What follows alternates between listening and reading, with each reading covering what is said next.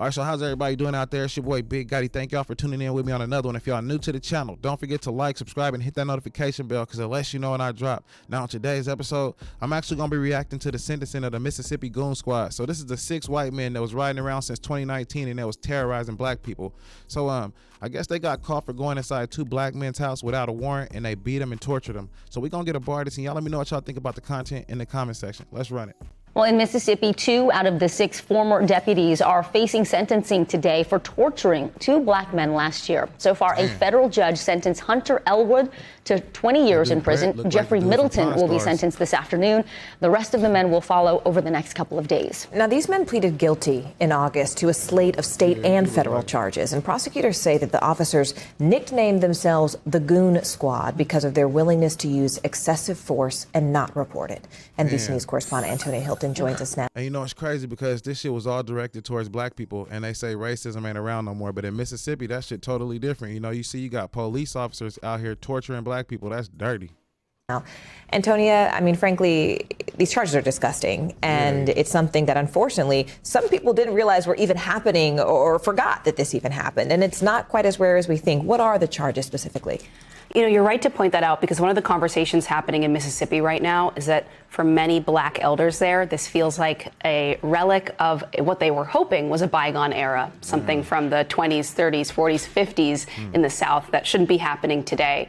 But what happened that night in January of 2023 is that these 5 former deputies and 1 police officer entered this home, no warrant, no evidence that anything was happening there. And they proceeded to torture these men for hours using food, at one point a sex toy, and threatening an execution. And that's how one of the men, Michael Jenkins, ended up being shot in the mouth by one of the officers, who is the officer who has been sentenced to 20 years. So but you know, their parents was probably like this. They probably raised them up to be just like this. So they just doing what their parents taught them, you know, because that's Mississippi, that's the South. That's where all this little racism shit really comes from. So, I mean, this is kind of dirty just to see this, even to hear this. It's not cool.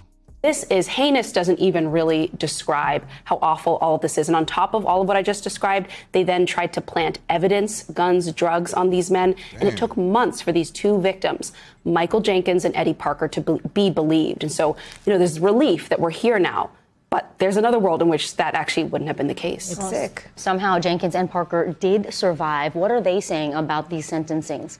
Well, they are pushing for the maximum sentences. And it's not just the 2 of them. It's actually an entire black community in the Jackson area rising up here and saying, you really need to send a message now.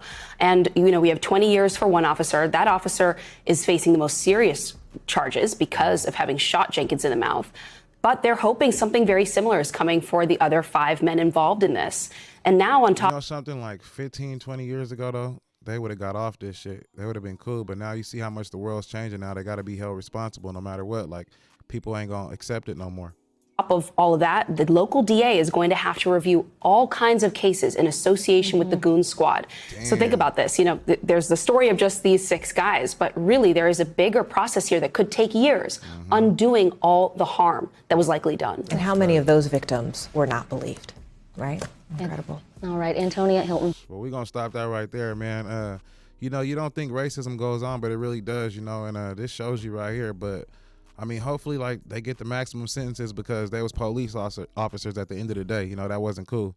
But until the next one, y'all let me know what y'all think about the content in the comment section. And these are the people we pay to protect us, so they shouldn't be doing that. You know what I'm saying? They shouldn't be racist. They should be, you know, biased and, you know, just helping people, not doing nothing like this. But until the next one, y'all let me know, like I said, what y'all think about the content in the comment section, and y'all stay safe out there.